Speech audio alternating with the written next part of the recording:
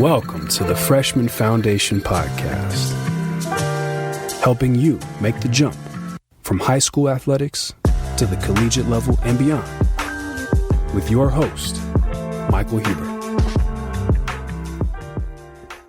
Hey everyone, it's Mike Huber, founder and CEO of the Freshman Foundation and certified mental performance consultant. If you're listening to this episode, then you're likely a student athlete or family member of one. Thank you for taking the time to listen. Hopefully you find our podcast valuable. Mental performance coaching allows young athletes to show up at their best every single day by conquering distractions, pressures, and mental roadblocks through evidence-based strategies. So let's talk. You can visit my website at michaelv.com to schedule a free strategy session. Let's see if mental performance coaching is a fit for your family. Enjoy this episode, and thank you again for listening. What are Dr. Travis Dorsch's best principles for youth sport parenting? Like you, I'm a youth sport parent. Even the most enlightened parent can have a difficult time doing the right things for their kids when it comes to sports. All of us want the best for our children, but sometimes our actions don't exactly align with our intentions because emotions get in the way.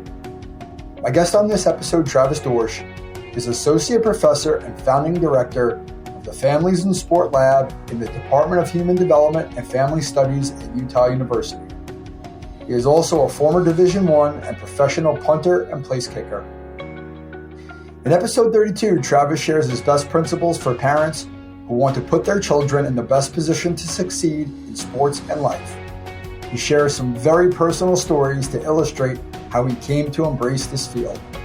I'm excited for this conversation. Let's build your foundation with Dr. Travis Dorsch. Hey, Travis, how are you? I'm good. Thanks for having me. Thanks for coming on. I appreciate it. It's great to have you here. I guess the first question I'll ask you is, what inspired you to get into the sports psychology field? Yeah, really kind of a lifelong story, actually, whether I knew it or not. I mean, I think I was always sort of being groomed to go that direction. Always a youth sport athlete growing up, a number of team sports, some individual sports.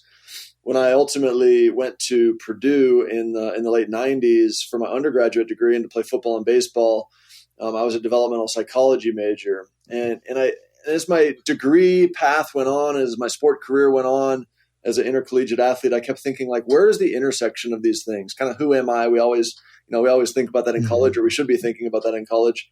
And, sort of the intersection of being an athlete, being a son, ultimately now being a father. And I just became really interested in sort of the dynamics of family involvement in youth sports. And that was ultimately when my NFL playing career was done in 2005, when I came back to grad school to pursue my master's. That was ultimately the direction I went, was to focus in on the psychology of sport and exercise, recreation, physical activity, but really with a focus research-wise on families' involvement in that and how families are shaped and change over the course of a young athlete's career. Yeah. I mean, obviously that's something that we have in common. It's something that I'm very interested in. And this is my second career. I started it much later than you did, in terms of, our ages, but yeah, that was one of the reasons why I get into it. I have children and I'm surrounded by youth sports, and I saw a lot of things that maybe didn't make me so comfortable. And so trying to understand why things happen the way they do and how can we make them better. Sounds like you're sort of in the same boat, but I didn't know that you were a baseball player as well at Purdue. So tell me about that. Like, what was it like to make the choice to be a two-sport athlete? Like, what was that experience like for you? I mean, that sounds like a lot of responsibility to hold on to your plate. Yeah, I mean, back to the recruiting phase when I was a senior in high school, I tended to think of, as a high school athlete, baseball as my sort of first love, my passion, what I wanted to do. Football seemed to be, as I got through my career, what I knew was going to end up paying the bills. Basketball was maybe what I had the most fun at, just out there with the guys, ripping up and down the court. And then track was just something to do in my spare time. So, as a four-sport athlete, I really had a lot of diversity across what I was doing, a lot of different teammates, different coaches. I think that kept me fresh every season to really be locked in and engaged with whatever season was happening at the time. But I knew it was kind of a non-negotiable when I was going to make the college decision that I wanted to play baseball and football. And of course, I was being recruited mostly through football programs, and of course, trying to work with the baseball coaches to kind of figure out if I had a home there as well. And that really helped me narrow down during the recruiting process where the universities were that I had an opportunity to go. So, look, landed on Purdue. No regrets. I absolutely loved my time in West Lafayette and in the Big Ten, and was really blessed to play for a football coach who allowed me to play baseball in the spring, and have a baseball coach there at Purdue, Doug Schreiber, who obviously knew that first priority was always going to be football, and I'd be there when I could. Yeah. So who was your coach at Purdue? Coach Tiller? Joe Tiller, yep. And he was cool about you playing baseball? Yeah, I mean, at least outwardly. I mean, I think again, it was sort of a non-negotiable, I think, for me at the time. At the time of recruitment, that I wanted to at least try and pursue both, and I only ended up doing it for my first 2 years after my freshman spring and then my sophomore spring, and then once we got around to my junior season, again, sort of seeing the writing on the wall, seeing that, look, the pathway to becoming a professional in baseball is a lot longer and more tedious than it is in football. The talent was starting to emerge more in football, so focused on that my final 2 years, and that was a smart decision. I think got an opportunity to go play in the league for a few years and over in Europe for a few years after that. Very cool. Were you always a punter kicker in high school, or did you play other positions? Yeah, I was actually I started as a freshman. I was a quarterback, and then sophomore through senior year, I was a wide receiver. And I played wide receiver on varsity, some defense, not a lot. But then, obviously the cream rose to the top with the kicking and the punting, and that's where the scholarship offers came in. I did have some offers as a wide receiver as well, but to smaller schools. Big guy, 6'5.5", wasn't. I didn't blow anybody off with my 40 time, so I would have been a possession receiver type guy had I chose to go play wide receiver, and I was a solid wide receiver. But to get to the big time programs, I knew that the kicking and punting was going to be the ticket. Well, as a kicker and punter too, you have a unique body type. I mean, almost 6'6". I mean, you don't see a lot of kickers that size. So in terms of generating power, I had to imagine that was a huge advantage for you. Yeah, it's funny. I wish my old strength coach was on here because we became best friends the minute I arrived on campus. I came in at 6'5" and about 175 pounds. I mean, I was a stick coming out of high school. Super athletic, just not hadn't matured into my body yet. And in about a year and a half, by the beginning of my sophomore year, he had taken me to 6'7", 235 pounds. So I'm not sure if they were trying to turn me into a tight end or what. But yeah, we spent a lot of time together in the weight room. We spent a lot of time together at training table, folding peanut butter and jelly sandwiches and ordering 11 p.m. pizzas. I mean, but that's a pretty good segue though. I mean, because that's just sort of that's like one example of what it's like to go from high school to college, right? In terms of, not only the physical demands of it, but the mental and emotional demands. What was the transition from for you from high school to college sports and just college in general? Yeah, I mean, that's a unique question. I think everybody is an N of one in some respects. Like for me, a small town kid coming from, Montana out to the Midwest, landing in a spot where I'd never spent much time.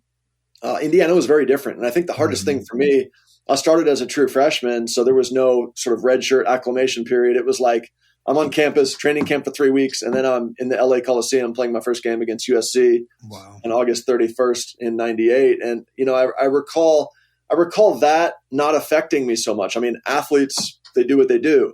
The hardest part for me, I think, was the social, the emotional, the being a long way from home, around new people, a different culture. In some respects. So the homesickness, I think, really, really struck me that first semester. So I think there's a lot of things to consider, whether a kid is in-state, out-of-state, even international, whether a kid is close to home, has a social support network around them or not.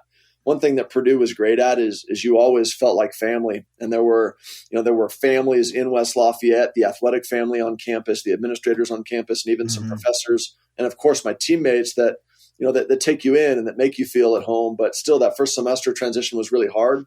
I got great advice from one of my confidants that I shared with. She was one of our academic advisors there on campus. And I broke down and I was crying in her office saying, I can't do this. I got to go home. And she sat me down and she said, just get to Thanksgiving, just get to Thanksgiving. And so I did that. And then the football season's over. And then, we're preparing for a bowl game, and just get to Christmas. And then after the bowl game, you get to, get home for a couple of weeks before the new semester starts. And I think then it started to settle in that, okay, this is my new family. This is where I want to be. And things are trending upwards. So it's hard, man. It's really hard for athletes, especially because there's really no you time, especially a two-sport athlete. It's 24/7, right? When you're not sleeping, you're either in class or you're at your sport activity for the day. So I think it's a double-edged sword. In some respects, it's a really good thing. And in some respects, it's hard because there's no time to really even acclimate. Yeah. It's interesting because my career ended at the end of high school, and I was a 3-sport athlete, and then I went to Michigan State, and I grew up in Long Island. So I had the same experience in the sense that like the culture in the Midwest was completely different from where I grew up. Right. And then you're going to this massive university and you don't know anybody. You don't have any support network. And I didn't have the athletic family, right? I didn't have the athletic network. And you just like, well, do I really belong here? And I remember going home at Thanksgiving that first year, just being like, oh, thank God, like I get to go home and like feel comfortable again. But it was the same thing. After that first year, it was like bumpy. But then after that, you just settle in and it becomes, your second home. And it sounds like you had a great experience at Purdue, which is always good to hear. Not everybody has a good experience in college. Yeah, absolutely did. Although I remember a game in East Lansing. You might have even been there. I think it was the 2000 season when we ultimately ended up going to the Rose Bowl with Drew Brees, and we had a great squad that year. And we get down to the final 2 games, and we're leading the standings. We're a game ahead of Michigan, a game ahead of Ohio State, and I think a game ahead of maybe Northwestern. And we're going to East Lansing, they were not great that year, 3-6 maybe or something like that. And it was just one of those kind of dreary November, cloudy, spit and rain, and we laid an egg in that game, and we lost in East Lansing. Only scored 10 points, I think. It was ugly, and we got it in the locker room and on the plane ride home. And fortunately, the teams that we needed to lose behind us lost behind us, and then we went into our final trophy game, the last game of the year against Indiana, only needing to win to get to the Rose Bowl, and we did. So that was a kind of a storybook ending with a blip in the radar there in East Lansing. Tell me about your Rose Bowl experience, because I, as a college football fan, my favorite thing to watch for sure. I always, before I was even a Big Ten student, like the Rose Bowl always struck me as like the greatest place to ever lace up a pair of cleats and step on the field. I mean, what was your experience like at the Rose Bowl? Yeah, that describes it. I mean, it's if you've never walked on or seen the turf there in Pasadena, think about your golf course's putting green. I mean, it is manicured with eyelash scissors. It is a beautiful thing. And to walk out there, coming from the Midwest, where it's either in my day, either AstroTurf or long, thick grass. You walk out there, you're in California, you got the San Gabriels in the background, you got the pageantry of the big press box and the bull and the rose on the stadium.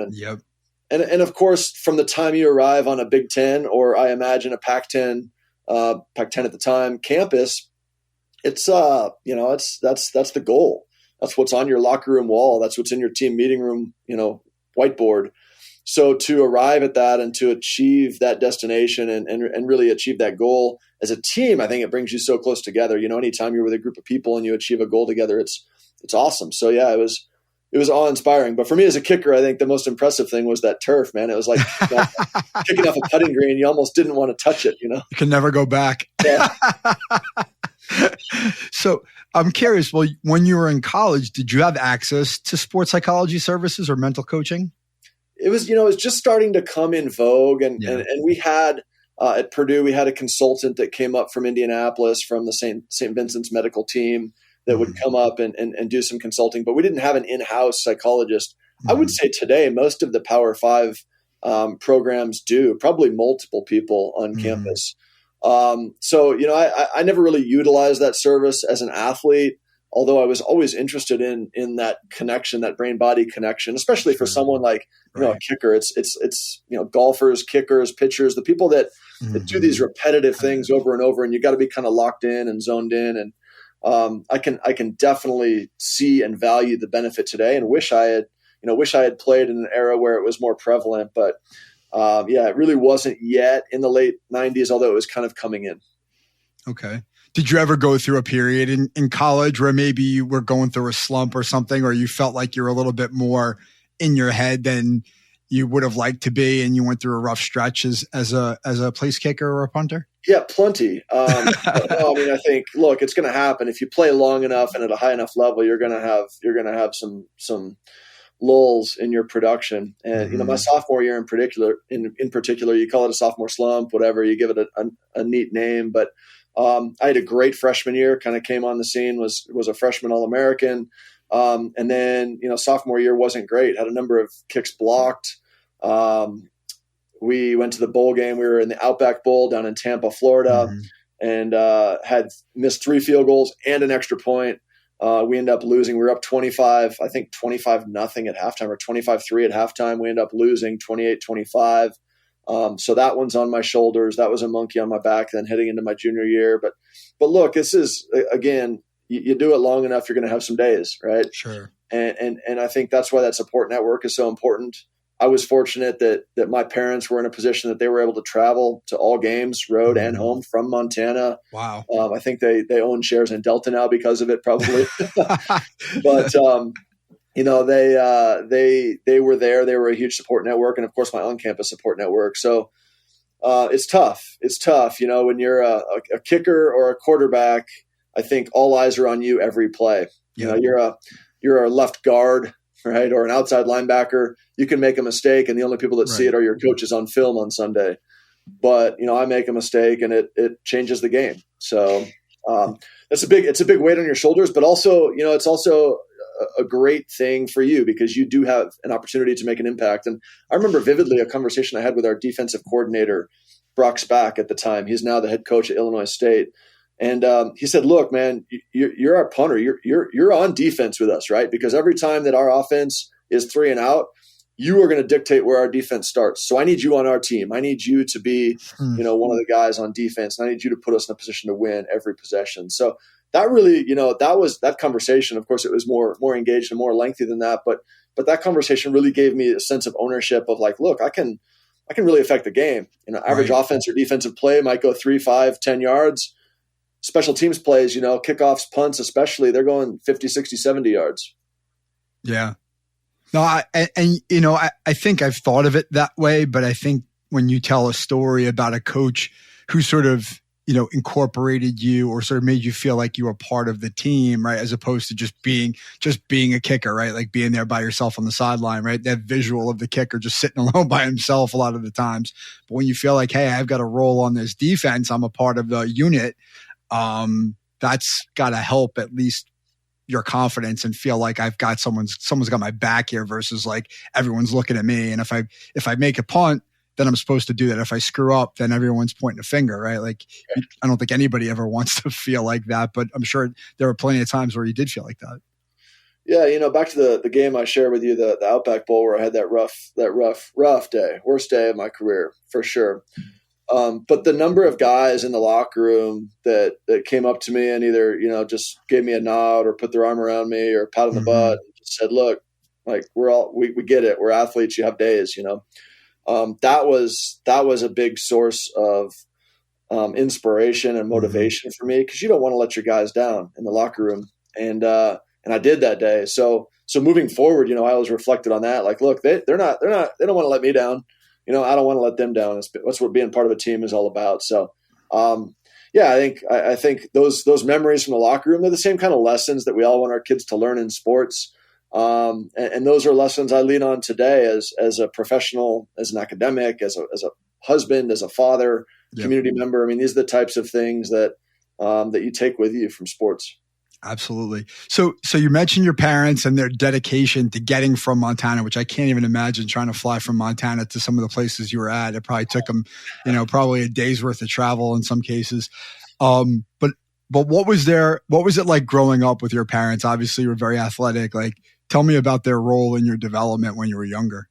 Yeah. I mean, they were super, super engaged and I needed them. Every kid needs their parents to, help them get through youth sports, especially at the earliest ages. They're your nutritionist, your psychologist, your chauffeur, your launderer, right? They're everything to you. So They were the kind of parents that supported all of my passions, even when it meant, driving hundreds of miles in a day all around the state to get from this soccer tournament to this basketball tournament to this baseball game, back home for lunch and then off to training for some other sport. I mean, I remember vividly being in the car with my dad 3-4 hours at a time, going here, there, everywhere to get to all the things that I wanted to do.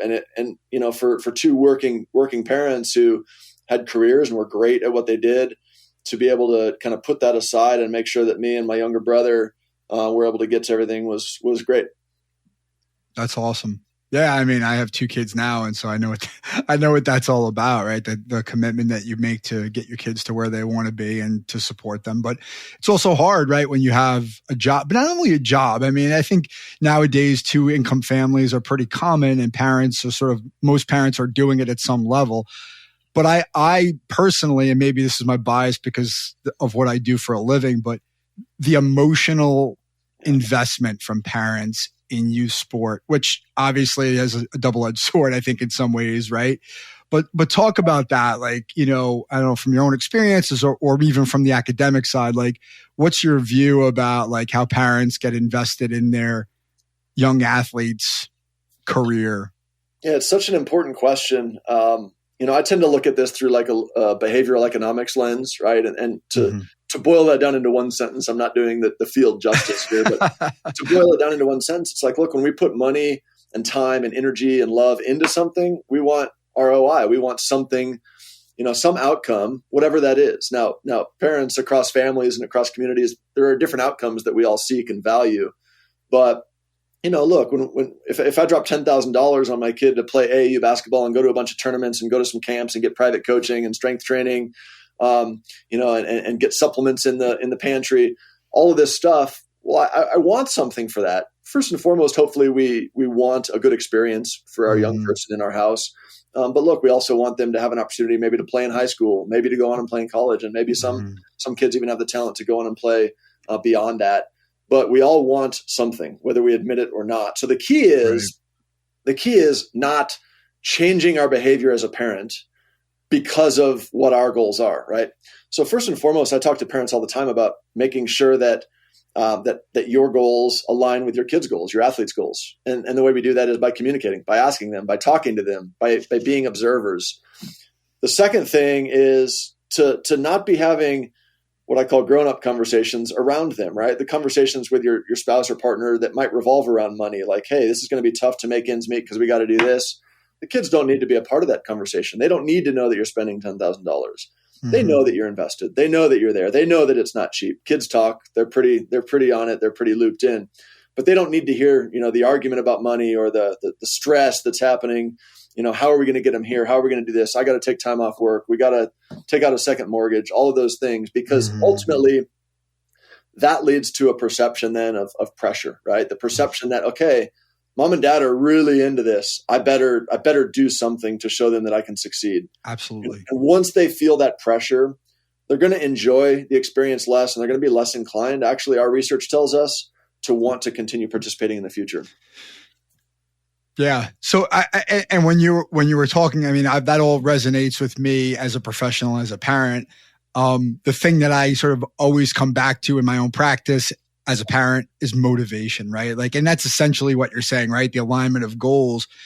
What's the motivation, right? Why am I doing this? And from the parent's perspective, right? Some of it's subconscious, right? Like, I want the best for my child is sort of the outward way we think of this. Right. But there's all these other things, the keeping up with the Joneses, the scholarships, all this stuff that we may not want to admit to ourselves matter to us, but deep down they do. And that's where it influences the behavior. So it's so hard as a parent, I think, to separate, right? To say, don't change your behavior and not show it, internalize it so that the kid's not exposed to it. I think that's a really hard ask of any parent. And I think that that's kind of been maybe one of the biggest challenges we see in youth sport in general, is that inability to separate, because the kids wear it so much. There's so much perfectionism that I see in my practice with every kid, whether they're 10 or 20. Perfectionism is there at some level. Like, I can't make a mistake. I mean, have you done any research on that? Or I'm sure you have a professional view on that. Yeah, it's really interesting. I actually have a grad student across the hall here who studies perfectionism in young athletes. And, I think it's really, it's an interesting thing to think about, like a chicken and egg type question. Does the perfectionism come first and lead one to be on an elite trajectory as an athlete? Or when you get on that elite trajectory, does that lead you to become more perfectionistic? And this is an ongoing question. There are multiple schools of thought around this construct. But what I will say is I think what we want to do as parents, and even as coaches, community leaders, and the like, is give kids some space to internalize the lessons that we just talked about from youth sports, right? So rather than talking about kids' behaviors and outcomes, talk about the kind of person that sport can help them be. And when they begin to internalize, oh, look, right, it's not, hey, you have to get up early to train. It's, look, to be the kind of person you want to be in life, getting up early and training as an athlete will prepare you to understand the hard work that it takes to be a thriving adult. And so it's the internalization of the lessons from sports, not just the doing of the things in sports, that matters, I think. And that's really, look, I have a 5 and a 7-year-old. They're at the very beginning of their journey in sports, but those are the type of things we want to do. It's not, don't slack off. It's, hey, I know that you're the kind of person that works hard, so make sure you live up to that value for yourself, right? So we're not talking about and criticizing the behaviors per se, but we're talking about the kind of person they want to be. Yeah. Yeah, my children are a little older, which it gets, as you might imagine, it gets a little bit more complicated as they get older because there's more competing demands. There's more autonomy on their part, or at least perceived autonomy. Like, I'm older, like I can make my own choices, which as a parent, like, I'm in favor of, right? Like, if you don't want to do this, I'm not going to make you do it because it's not going to be good for anybody. Right. To go back to that behavioral economics, like, if I'm spending thousands of dollars for my kid to play travel soccer and he's like rolling his eyes at me and he doesn't want to be there, like, what's the point? What I tell my children is, hey, there's a consequence to every action. You don't have to do any of these things, but don't expect an outcome that you think you're going to get, because you're not investing the time and energy that needs to go into it to be at the level you want to be at. And if you just want to be okay, that's cool. Like, I still love you. And I think that that's something that's sort of a working hypothesis that I always have sort of operate on with kids, is that I think kids, when they're criticized by their parents, the default setting is like, you don't love me, right? They're not saying that. They don't think it, but they feel it, right? Because then it becomes about the outcome. And so how can we as parents, as practitioners, make them feel like, hey, you know what, there's ways to manage this as a young adult or young person, because it's just life, right? Our feelings get in our way. Our thoughts get in the way. How do we find ways to work through it and benefit from it rather than letting it overwhelm us and then take us down from a performance standpoint? And then it becomes this cycle of, I'm not good enough. I can't do this. I'm always, I'm not good enough. Really well said. I have nothing to add. No, I think you're on target with a lot of that. And of course it varies by kid. And there's a dynamic in the relationship between dad and child, or mom and child, and vice versa. So I think we need to understand that, some kids need, the yelling. Most kids don't. Some kids need the pat on the butt. Others don't. So I think we really need to understand as parents, what is that dynamic with our child? What is their dynamic with us? And then the broader context too. What is it a recreation league? Is it a competitive league? Is it a travel league? Are they heading off to college? Do they have aspirations to play professionally? So we need to sort of contextualize everything we're talking about. But I think our fallback should always be what we call UPR, unconditional positive regard. And that is, look, I love you, win, lose, or draw. My kids are involved in a few sports. Skiing is their primary sport, alpine ski racing, and there can only be one winner. There might be 150 kids in a race. So if my love is contingent upon them winning, it's going to be a lot of no love flying around. Right? So in sports like that especially, but look, even in team sports where it's kind of 50-50, like, you got to love them the same in the car and at home, whether things go right or things go wrong. Let me share a story real quick about this, because back to that game that I told you about, that Outback Bowl game.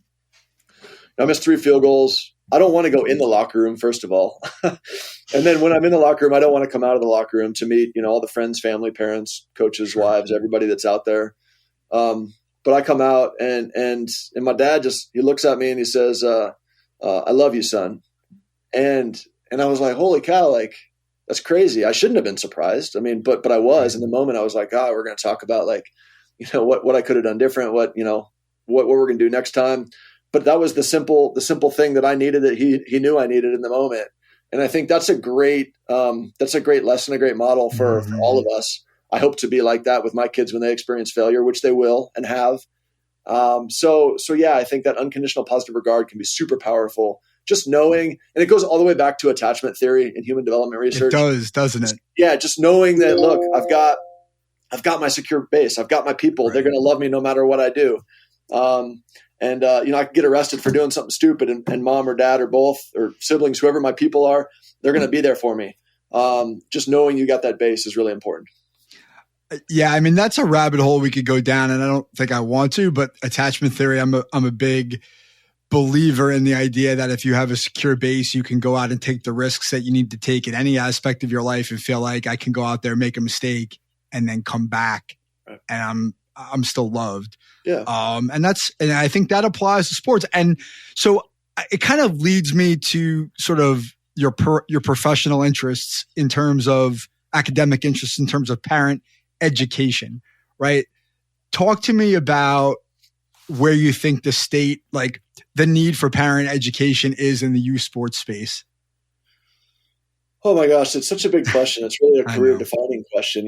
We've done some of this. We haven't completely hung our hat on this coat rack, but one thing that strikes me is that we talk all the time about best practices.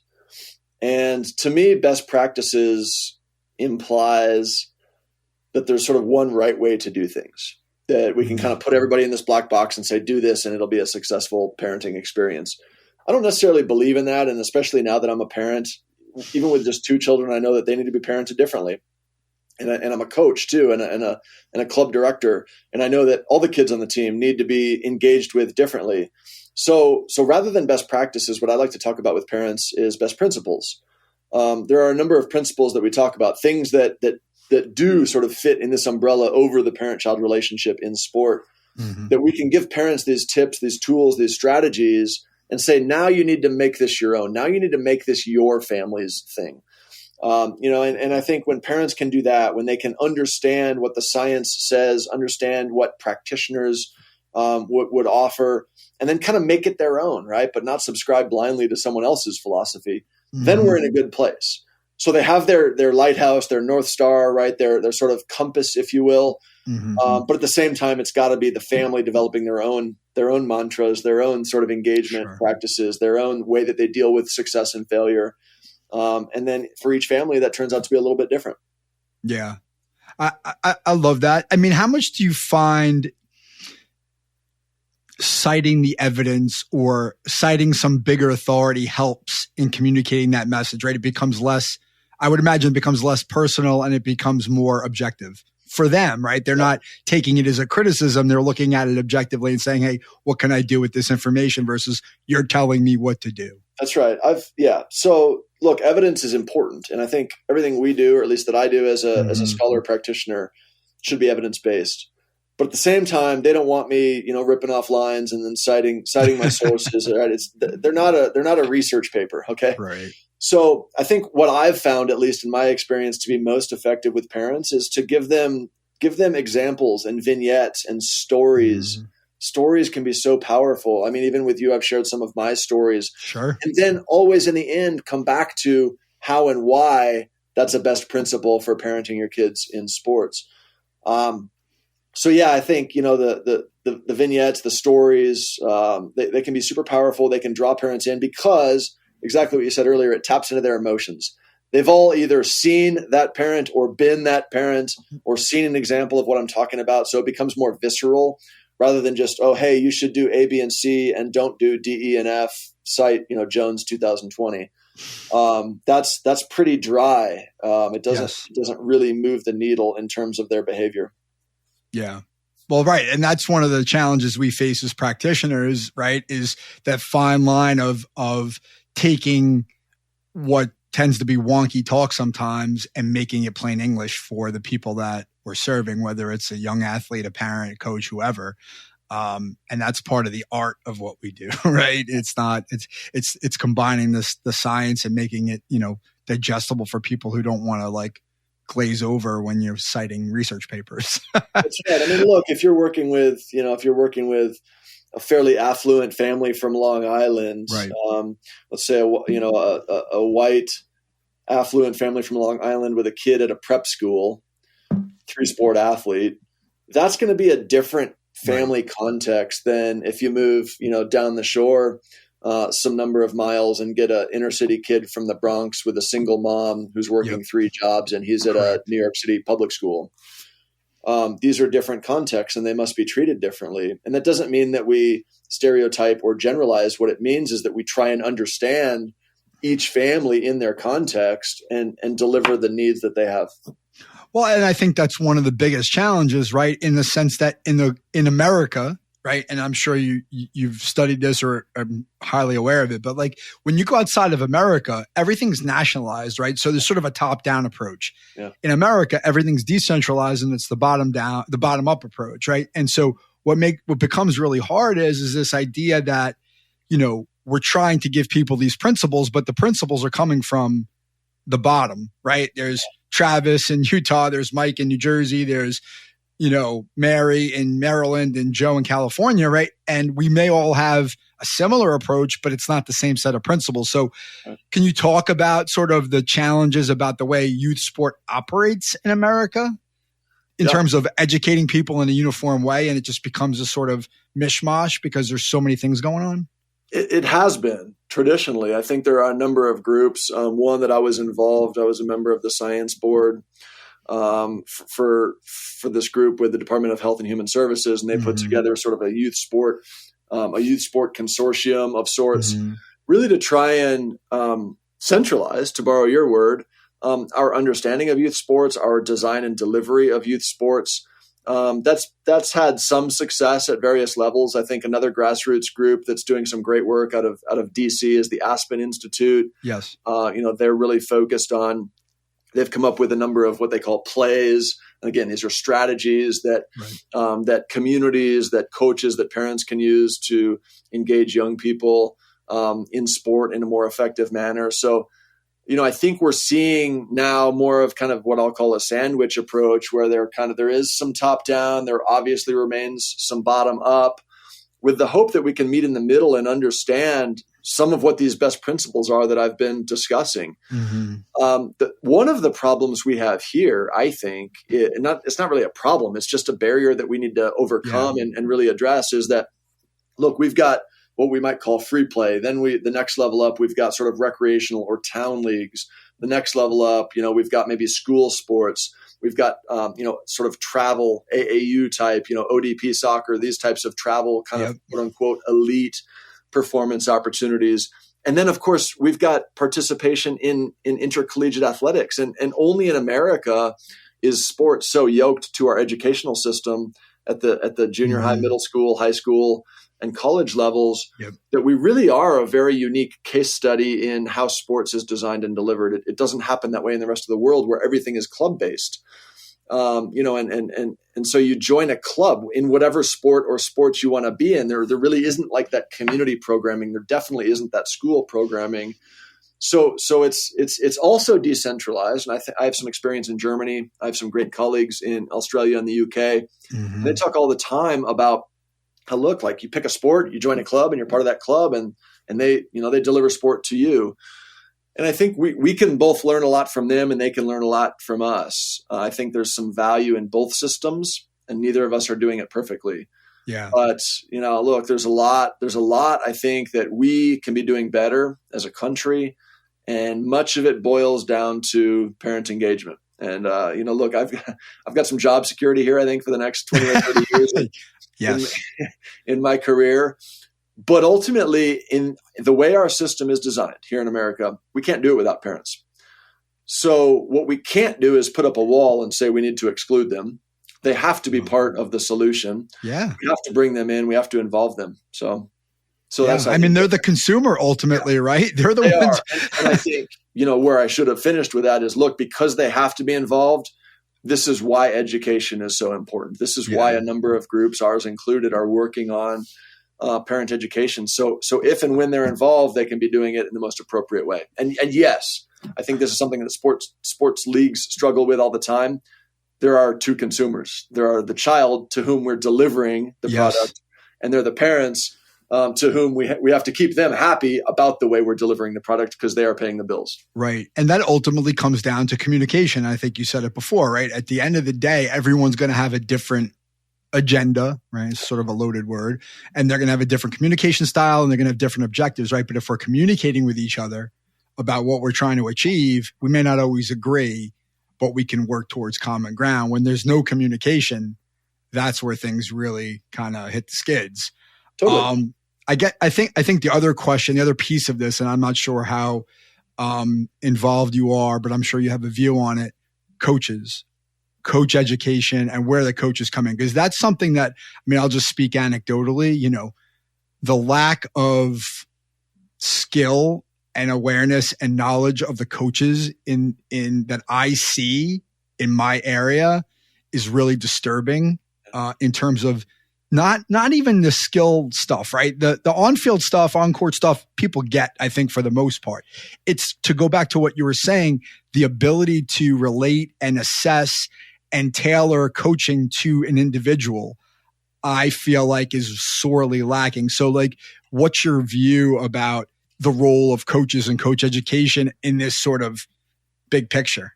Yeah, coach education is so important. And I think we being the United States, do a great job of this at the higher levels, right? When you think about the national governing bodies that fall under the U.S. Olympic and Paralympic Committee umbrella, right? I think there's 56 of them across all different sports.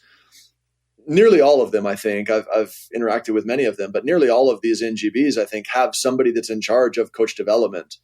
And they do a great job, and they try and do a job top down of educating coaches. But of course, most of the resources, when you think about the USOPC and what their aims are, most of those resources are going to the elite levels, the top of the pyramid. Mm-hmm. So what are we doing now for the coaches that are coaching our U8s and our U10s? I'm of the mind that actually we America, again, we tend to push all our best coaches to let's get them into the college, let's get them into the professional ranks, get them our best athletes. I tend to think that we should be having some of our best coaches at the bottom, to build the base of the pyramid. Now, there's no pay in that, so there's a barrier that we would need to overcome for sure. But another way we can think about it is sort of a trickling down of knowledge, of wisdom, of acumen, sort of a mentoring philosophy where these coaches at the higher levels can mentor the coaches at the younger levels. Now, I think within the school systems, some programs do a great job of this, right? Like the high school coach will be mentoring the junior high coaches will be mentoring the Pop Warner coaches. Yes. So that system, if you will. The community. Yeah, exactly. That system will sort of make its way up through the ranks. But look, we rely on a system of youth sport, especially at the recreational level where it's parents that are coaching. Yep. So I tend to think about coaching, and this is where some of the coach education research has gone most recently, as really having three prongs. And that's kind of the technical and tactical prong. And that's what coaches do, right? But then the other two prongs are interpersonal. So how do you relate with other people, right? The other coaches, the parents, the kids, the fans, the refs. So the interpersonal side of it. But then maybe what's most neglected is the intrapersonal, right? Knowing thyself. And I think it might have been Plato who said that first, not in English, but I'm not sure exactly. but it's so important for a coach to be reflective in nature, to be introspective, to know where their strengths are, where their weaknesses are. And I don't think we do a great job of instructing coaches in that way. Yes. For instance, I mentioned I'm an assistant volunteer coach with our alpine ski race team here in Utah. I have no background. I was not a ski racer growing up. I played a number of other sports. I played sports at the highest level, but I was not a ski racer. So I understand the limit of my technical and tactical knowledge. But I also know where I can really imbue myself into the club, and that is with the socio-emotional, with the child development, with the parents, really bringing that to the table. So knowing thyself, knowing what I bring and what I don't bring, and then filling in other people around me to do what I can't do. Right. Yeah, that's the way. That encapsulates my participation as a sport coach, at the youth level, right? And I find that I'm a better coach when I'm in that sort of secondary role. Like I coach assistant soccer coach for my daughter who's 11.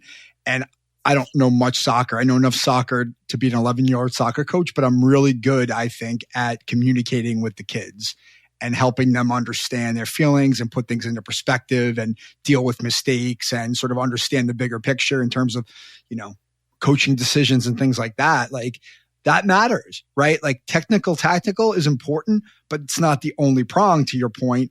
And I think a lot of coaches they don't willingly neglect it, but they de-emphasize it naturally. Right. And so it's like, it's always about who's playing where are they playing? We need to sub this and that. And meanwhile, you got some kid with a face on the other side of the field and you don't even recognize it. And that's really what's contributing to poor play, not the shape of the formation. Right. Right. And I think there's a lack of awareness. Right. And sometimes it is the self-awareness of the coach. And I think a lot, I'd be rich if I had $5 every time I heard a coach say, well, that's not what they're paying me for. I think, look, we are in a time in society now where we have to think about things more holistically. We have to think about athletes beyond their athletic performance, and understand that especially 11-year-olds, right? They've got school, they've got family, they've got siblings and friends, they've got homework, they've got lunch, they've got, they've got social media, they've got everything they're doing in their lives. Sport is but a small part of that. And so it needs to remain integrated into who they are, part of who they view themselves as. And that's the way that we get them to come back when they're a U12, when they're a U14, and then ultimately you mentioned sports were over for you in high school, but we don't want kids to stop being active when they're done with high school. We want them to go on and find intramural opportunities in college and physical activity opportunities and model that for the next generation and become coaches and referees. So look, we need them to love the experience. Yeah. And to continue to compete into adulthood, right? I think that I think you have that experience, right? You're a triathlete, is that right? Yeah. Right. And I've competed, I've run a marathon and I've did a powerlifting competition. I played baseball for 15 years after college and, got back into it. And I love it. Right. And I think a lot of people, once they leave college at 22, even if they were intercollegiate athlete, they look back on the glory days, but they they don't go on to continue to compete. And that's not the goal, right? The goal is to keep competing, not only for your mental well-being, but for your physical well-being, to be a role model to your kids, all those things. And the foundation of that is built in, the teenage years when your experience of sport or towards sport is shaped. Absolutely. You can take the cowboy out of the mountains, but you can't take the mountain out of the cowboy, right? And I think the same is true in sports, right? You can take the athlete out of sports, but you should never take the sport out of the athlete. And I think that really speaks to the way that, you imbue this into a sense of who you are, your sense of identity, that, look, I'm an athlete. It might at some point turn into I'm a former competitive athlete, but you never stop being an athlete. So right.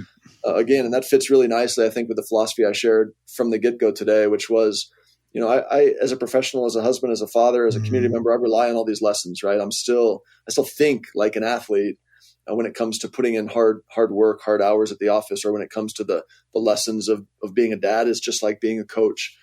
So you never lose that. It's really important. Yeah, I would agree. So I guess as we wrap up here, if you had to give one piece of advice to a young person, young athlete, just one thing, what would it be? Wow. That's a big question. We're talking kind of here in the sport context, right? So like you got a young athlete. Yeah. Ideally, but okay. I mean, I think the first thing, and this is what I tell my kids all the time, because they're very invested already as 7 and 5-year-olds in their skiing and really in their other sports as well. I mean, they are athletes in every sense of the term. And I tell them all the time, love it, right? Love it. And I think that speaks to this idea of internalizing the passion, that it's their journey and not mine as dad. I don't want them just feeling like I'm dragging them up, to training or to a competition.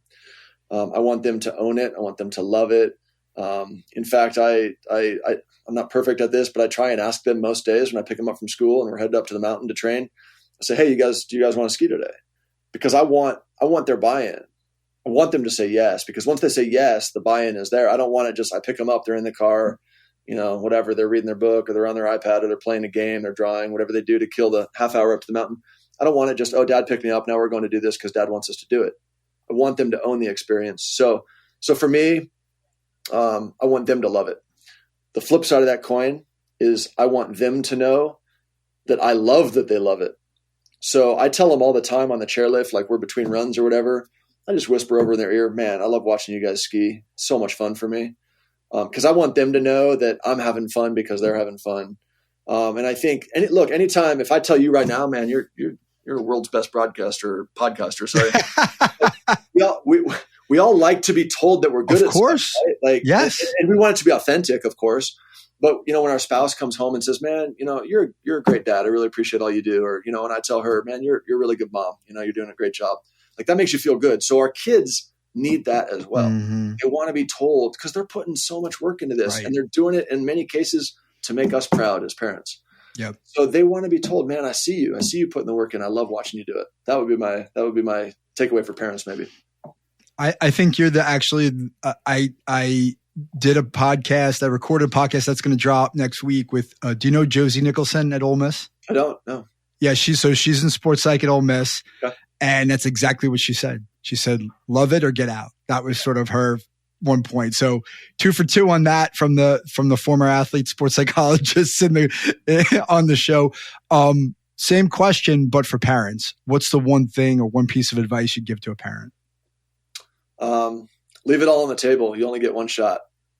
It seems hard. It seems like, man, I have work I should be doing. I'll share a story. Let me frame it. Go, absolutely. Stories and anecdotes are the best. Yep. So I was out at ski training with the team the other night, and one of Josie's friends is a U10, a little bit older, and she was out there skiing, and her dad was in the lodge working on the computer. And I texted him between chairlift rides. I texted him. I said, "Get your butt out here." I said, "The work will be there tomorrow, but you only get so many days to ski with your daughter." We do our lap. She does her next run, and he's there waiting at the bottom of the chairlift, dressed and ready to go. Big smile on his face. He's like, "Thanks for reminding me." So I think, look, you get one trip being a parent, and make it count. So I'll buy that as a parent. I love it. So thank you for coming on, Travis. I follow your research, love your work. I think we're speaking from the same book here in terms of what we view to be important, about youth sports and what parents and kids are doing. So I think this is going to be really valuable for anyone who listens to the podcast. And I appreciate you getting on and sharing some of your time to talk to me. Yeah, I really appreciate it. Thanks for having me. And let's stay in touch. And definitely, for all your listeners, if you want to check out our website, we're just familiesinsportlab.usu.edu. So check out our work. Awesome. Thanks so much, Travis. I'll talk to you soon. Appreciate it. So, what was your biggest takeaway from my conversation with Dr. Travis Dorsch? For me, it's that there is more than one way to be a successful sports parent. We must understand the basic principles of effective sport parenting. However, what's most critical is to study our children in order to understand exactly what they need from us. My suggestion to sports parents is do your best to put yourself in your child's shoes. Of course, we want to guide them to success, but sometimes doing so requires us to appreciate their perspective and take our hands off the wheel, so to speak. I want to thank Travis for his kind generosity and the wisdom he shared with the Freshman Foundation community. You can learn more about Travis and his work at familiesinsportlab.usu.edu. To learn more about how mental performance coaching can help your mind work for you rather than against you, visit michaelvincenthuber.com. Thank you for listening. We'll see you back in 2 weeks for episode 33.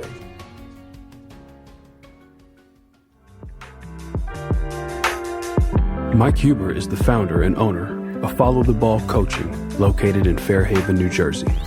He is a mental performance coach and business advisor dedicated to serving athletes just like you reach their full potential on and off the court. The Freshman Foundation is all about helping you get to the next level. For more information, follow along on Instagram at the Freshman Foundation. Please subscribe. Give us a like on iTunes, Spotify, leave a review, tell a friend. Most importantly, come back in 2 weeks, ready to get better.